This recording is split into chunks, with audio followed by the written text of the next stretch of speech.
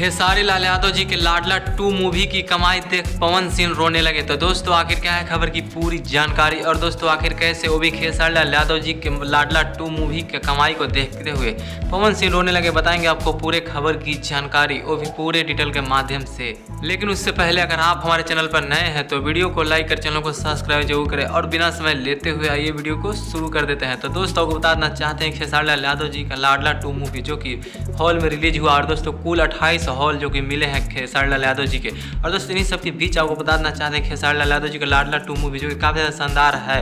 और दोस्तों को बताना चाहते हैं कि हॉल के बाहर जो कि रिपोर्टर पहुंच रहे हैं, और दोस्तों वहां से दर्शकों का जो कि मनोबल पूछते हुए नजर आ रहे हैं, जिसमें खेसारी लाल यादव जी काफ़ी ज़्यादा तारीफ करते हुए नजर आ रहे हैं। और दोस्तों यह रही बात फिल्म की कमाई की, और दोस्तों यह फिल्म जो कि 2 दिन में 10 से 15 लाख रुपया कमाया। और दोस्तों इस तरह से खेसारी लाल यादव जी की कमाई को देखकर पवन सिंह रोने लगे। लेकिन दोस्तों आप क्या कहना चाहेंगे खेसारी लाल यादव जी के इस तरह से लाडला 2 मूवी के बारे में?